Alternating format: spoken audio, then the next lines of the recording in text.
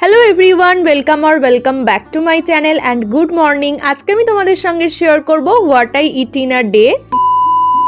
সকালবেলা ঘুম থেকে উঠেই খেয়ে নিলাম এক গ্লাস কতিলার জল, তারপর দুটো ডিম সেদ্ধ আর একটা কলা দিয়ে ব্রেকফাস্টটা কমপ্লিট করে নিলাম। তারপর আমার বিছানার অবস্থাটা একদম বেহাল হয়েছিল, তাই সেটাকে পরিষ্কার করলাম। আর আজকের লাঞ্চে অনেক কিছু খাবার হবে, তো সেই জন্য মাকে একটু হেল্প করতে গেছিলাম। আসলে সামনেই আমার জন্মদিন, আর আমার জন্মদিনে তো অলওয়েজ নিরামিষ খেতে হয়, সেই জন্য মা জন্মদিনের আগেই আমাকে জন্মদিনের সমস্ত খাবার খাইয়ে দিচ্ছে। আজকের লাঞ্চে ছিল শাক ভাজা, আলু ভাজা, পটল ভাজা, বেগুন ভাজা, মাছ ভাজা, ডাল, মাছের ঝাল, স্যালাড, চাটনি আর পায়েস। লাঞ্চ কমপ্লিট করে নিয়ে আমি অলওয়েজ যেরকম দই খাই, আজকেও দই খেয়ে নিলাম। দুপুরে খাওয়া দাওয়ার পর তো আমি ঘুমিয়ে পড়েছিলাম, তো বিকালবেলা ঘুম থেকে উঠে আর সেরকম কিছু খেতে ইচ্ছা হয়নি। ফ্রিজে ফ্রুটি ছিল, তো সেটাই খেলাম। আর রাতে খেয়েছিলাম রুটি আর আলুর তরকারি। আজকের মতো এখানে এন্ড করছি। ভিডিওটা ভালো লাগলে লাইক করে দিও।